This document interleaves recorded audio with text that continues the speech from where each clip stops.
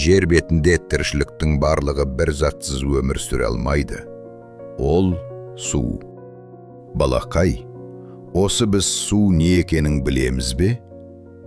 Судың жалпы сипаттамасы: су H2O, 2 сутек пен 1 оттек атомнан құралған химиялық қосылыс.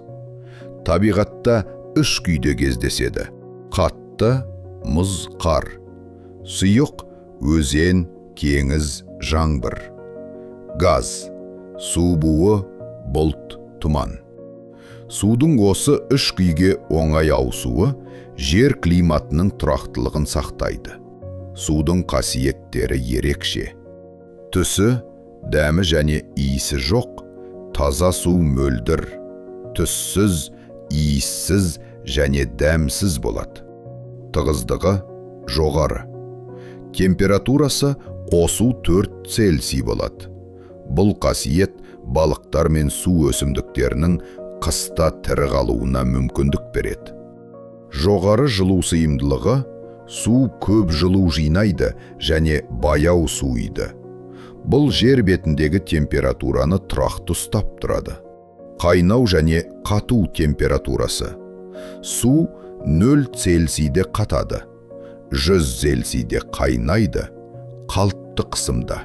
Судың химиялық қасиеті: су тұзды, қантты, газдарды, тағыда басқа көптеген заттарды ертеді.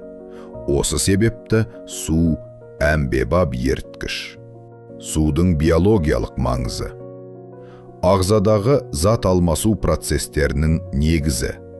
Температураны реттейді, керлеу және булану арқылы ағзаны салқындатады.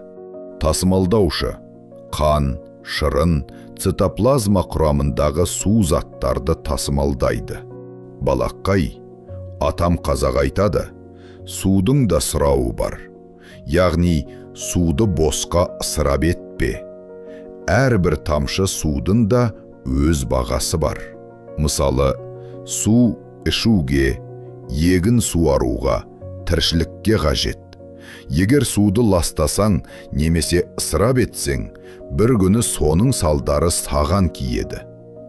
Сондықтан судың да сұрауы бар дегенде, әр тамшы судың да есебі бар. Оны текке шашуға болмайды.